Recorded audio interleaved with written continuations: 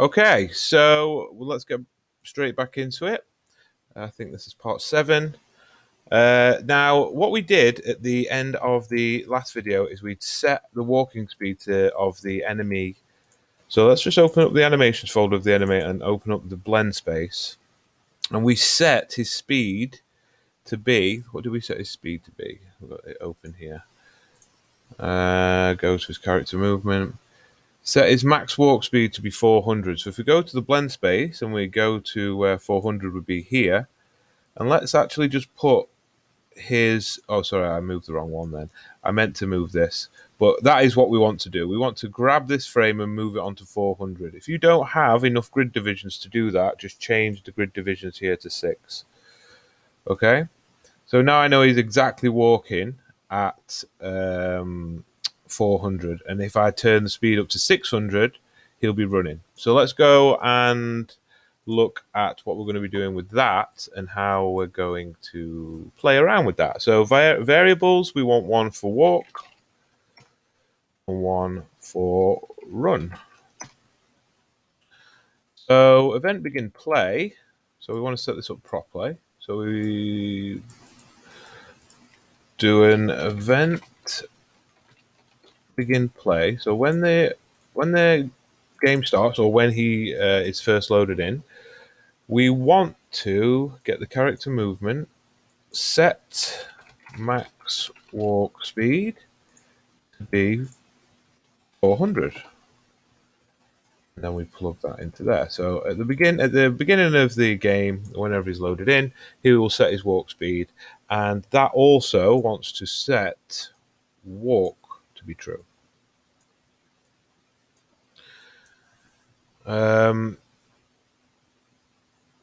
Now, I suppose the easiest way to do this is just to make it random. Okay, so again, this is not the best way to do these sorts of things. You want to be using an AI blackboard and then a behavior tree. But this is, like I say, the game jam way, or the way just to learn the basics and understand what the sort of things you can do. Okay, so what I'm going to do is I'm going to just create a randomness off a tick, I guess. Might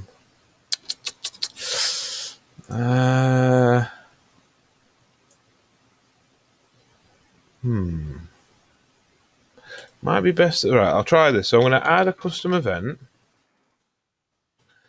and I'm going to call that custom event change speed. Yes. All right, and then I'm going to drag off that, and I'm going to have a delay. And out of the duration, I'm going to type random float in range. And it's going to be between, because we don't want him constantly changing all the time.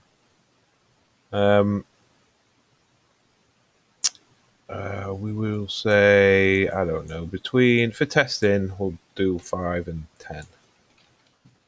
So between 5 and 10 seconds.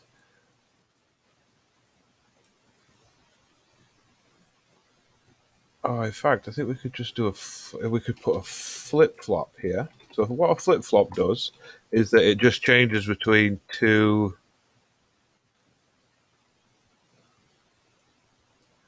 different parameters. No, I don't think that would work, actually. It's not. It's usually on a button press or something like that. That might work. Anyway, we'll just do it like this. So we'll have a delay, and then we will set.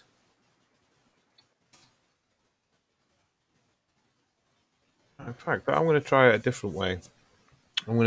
So instead of,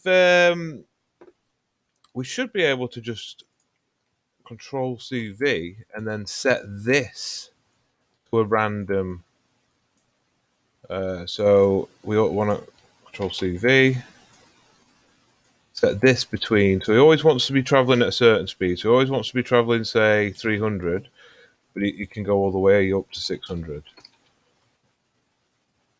That should work. Instead of having to do all this variable stuff of changing the variable to walk and run.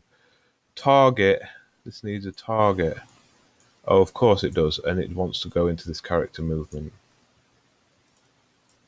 Okay, hit compile. So again, very simplistic way of doing that. And it should change speed.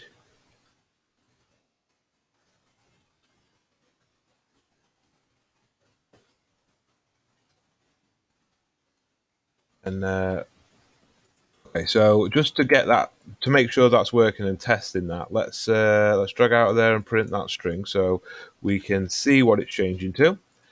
Now, if you actually want to see what the variable is, you just plug in the pink one into the green one, and it'll convert it to what it needs. And let's just do this more frequently. So every 1 to 5 seconds, we are changing speed.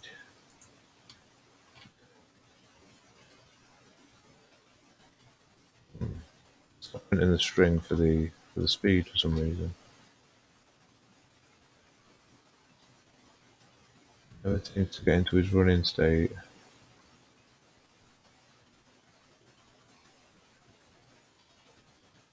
Oh, did he run for a bit then? We'll never know. I think, in fact, the best thing to do is just every so often set it to run. Okay, so that's not what we want to do.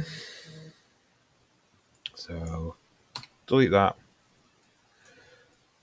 So every 5 to 10 seconds, set, we'll try it this way, set run to be true, set walk, oops, that's get, set walk to be false,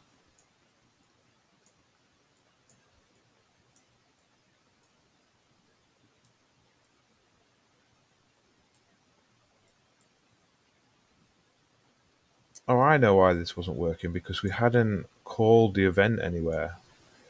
So let's just go back. I'm just being stupid. So let's just go back.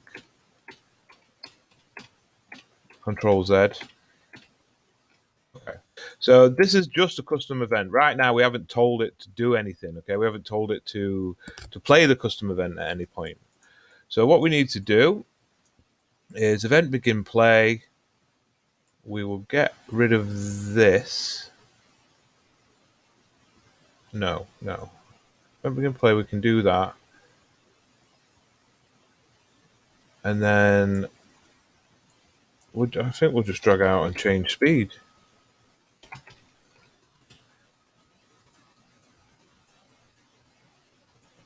And then from the print string, we'll come back into the delay so it has a loop on it. So it should be constantly running through that.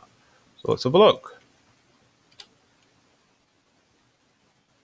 Okay, so that, yeah, the value is, yeah, okay, so that's working. So the value is changing regularly, it's changing speed. Actually, that works way better than I was expecting, so I'm pretty happy with that.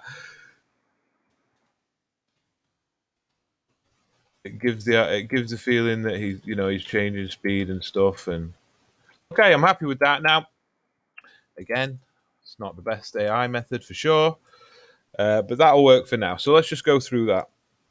So we have a custom event which is change speed, and what that does is it's a delay when it's fired off. When it's fired off here on the event begin play, we have a delay that's between 1 and 5 seconds. Change that if he seems to be changing speed too much. And then the flow is always between 300. So he's always going to be traveling at walking speed, but he can speed up to his max speed, which is 600. And then we just have a print string here, which is testing his speed. I'm going to leave that print string for a minute. Then I'm going to drag this down. I'm going to comment this as change speed. And here, see attack. Oh, not K, attack. All right. There we go. So now what we need to do is we need him to actually attack. When this happens, we need the animation blueprint to have a state for that. So go into the enemy anim BP, open that up, And then we need to go to the locomotion graph, which is this one. And we need to have an attack. Okay, so drag out here and add state. I'm going to call it attack. And we need to be able to go into attack from idle walk run, but we don't want to be able to. Oops, Control Z. I've just added a 2. Just drag one back because we need to be able to go to attack back to this. Now, eventually, we will want him to interrupt his attack if we damage him. So we'll need some lines going back and forth from here, but we'll work that out later. Okay, so event graph, we always need to just grab the variable we've created. So as enemy BP, drag out and get attack. Get attack. And then drag that out and promote it to a variable. And then I'm just going to call this attack 1. Remember, or I'm just going to call it attack, but no, oh, that didn't work. Attack 1. Thought it was case sensitive. There we go. So that's there. Now what we need to do is if we compile here, we'll get these errors. And it'll just tell you exactly where they are. We can't enter the transition because we've set up no transitional rules. So from idle walk run to attack wants to be attack is equal to true. So get attack 1. Is it equal to true? Attack 1. We want equal boolean true, and then can enter transition, and then go back and do the same thing. Oops, I've done the wrong one. It's attack. So from attack to idle walk run, it's the same thing but in reverse. Get equal boolean, this time false, then can enter transition. Hit compile, and then we've got no errors, but we haven't actually added an animation here. So we'll just grab the punch and plug that in. Okay, compile. Now we could do the same thing with the player where he can walk and attack if we wanted to, but I think him stopping still and attacking is probably the best idea. But again, it's up to you. In fact, let's just quickly set that up because it's only going to take a second. So we'll undo that. So hold down Alt and click, and that will get rid of the wire. Bring in the enemy blend space. Come down here, drag the speed, plug that in. Type layered blend per bone.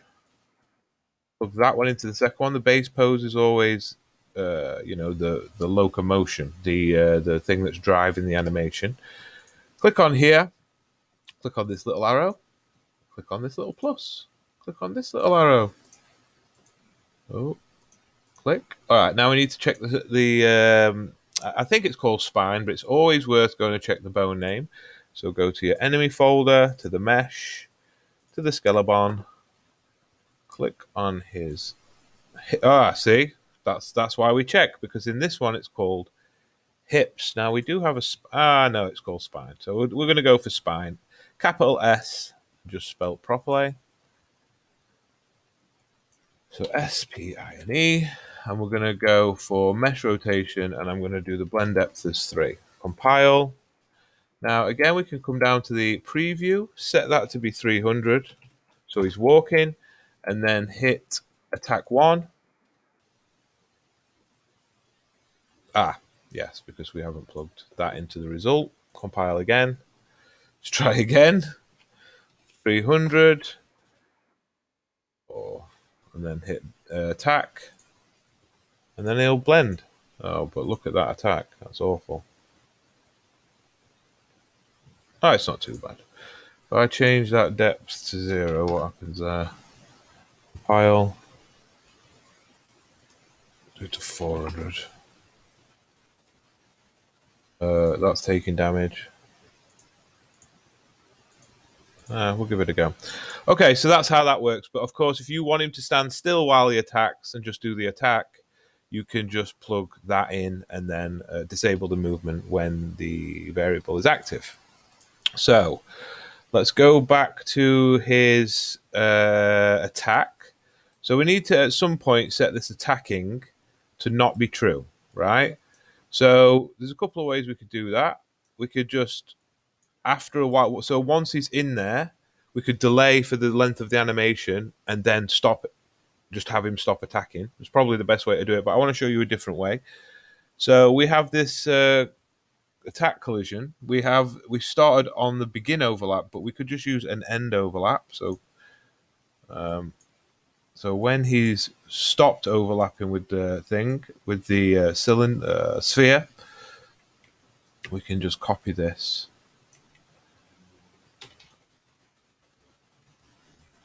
Come on then.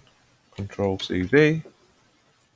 So Control Z. I don't know what's happened there. Control Z, Control Z. Just make sure I grab those. Control CV. Right. And then it's the same thing, but we just want to set that to be false, so that if he isn't overlapping me, then he's just going to turn off that attack value. Okay. So let's hit compile.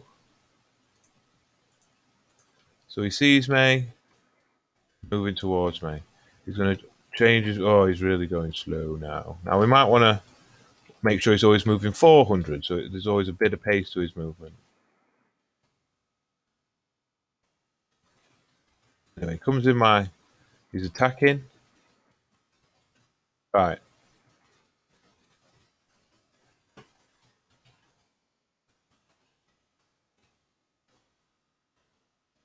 So yeah, that's working.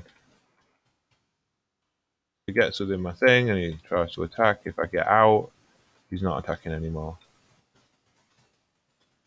All right, cool. So let's have a look at the time.